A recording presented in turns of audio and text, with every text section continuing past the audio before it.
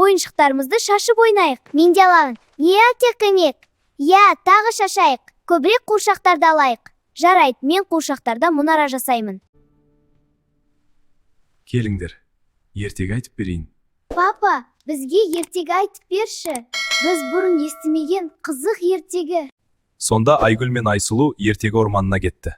Папа, тағы да, балабақшада бізге мұндай ертегілер айтпайды. Біздің тәтей бұл ертегілерді білмейтін шығар. Тәтелерің сендерге қандай ертегі айтады сонда?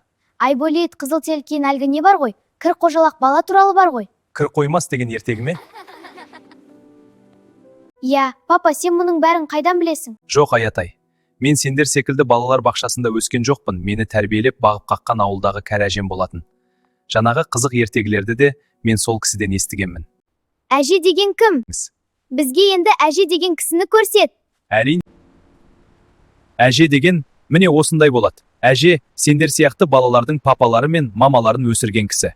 Өзі мейірімді де, ақылды адам. Ешкімге ешқашан ұрыспайды. Ұрса қалса, орнымен теріс қылығына өзің ұялатындай етіп ұрсады. Үні де, қолы да, көзқарасы да жұмсақ. Жұрттың бәрі мен.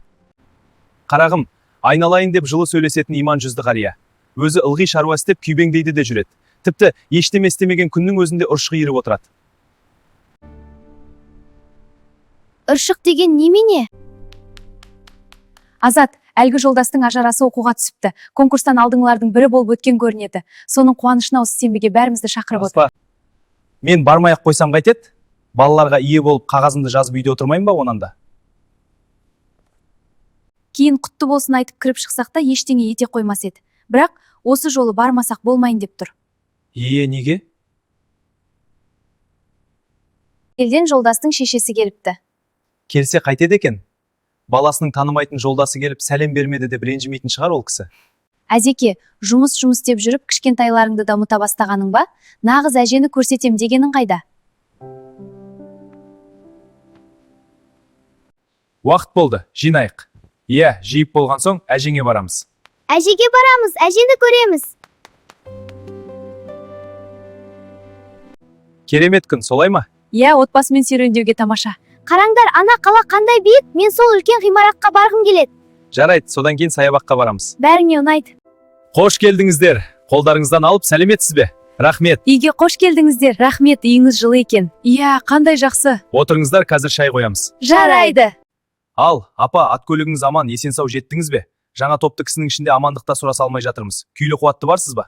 Шүкіршілік, жеттік қой. Самолетке жер алыстық етуші ме еді? Самолетке әлгі кіші ұлым өзі әкеліп отырғызып жіберген. Бұл жерде тік тұрып жолдасжан қарсы алды.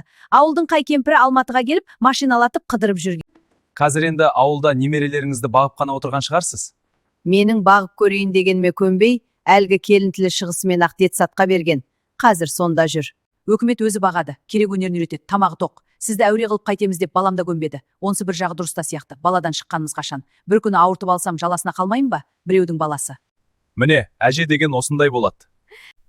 Әже, осы сіз шын әжесіз бе? Өзі не деген сүйкімді бала, бәрін біліп талқылап отыр.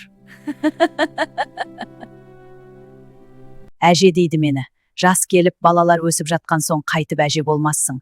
Уақыт өзі соған әкеледі екен ғой. Әже болсаңыз онда бізге ертегі айтып беріңізші. Мына Азаттың қыздары мүлдем басынайын деді ғой. Біздің бабушка сендерге немене ойын шықпайды сонша? Жоқ, бұрынғының ертегіші кемпірі ғой деп пе едіңдер? Өтірік шынды қиыстырып соға беретін. Кісінің мазасын алмай, ойнаңдар ана балалармен. Папа, Аликтің айбат кітабы көп екен, бірақ бізге көрсеткен жоқ. Жыртып тастайсыңдар, сосын мұғалім ұрсады деп бермей қойды. Оқушы баланың кітабын қайтесің? Онан да іздеп келген әжеңді көргеніңді айтсаңшы. Жақсы әже емес пе, Әне, жақсы кісіні бала да білет. Неғып үндемей тұрсың, Азат? Мода мен эстрада туралы айтқанын естідің бе өзі? Соның кейбірін қалада тұрған мен білмеймін. Өзі сендерге қандай ертегі айтты, Аятай? Жоқ, айтпады. Ол кісі ертегі білмейді екен. Білмейді дейді. Қой, білмегені қалай? Папа, айтшы. Ол өзі әже емес қой деймін, Әже емесің не қызым-ау? Енді кім екен, Қой, олай деп айтпа, ұят болады. Жоқ, папа, ол әже емес. Ол жай ғана бабушка. Өйткені бәрі бабушка деді ғой.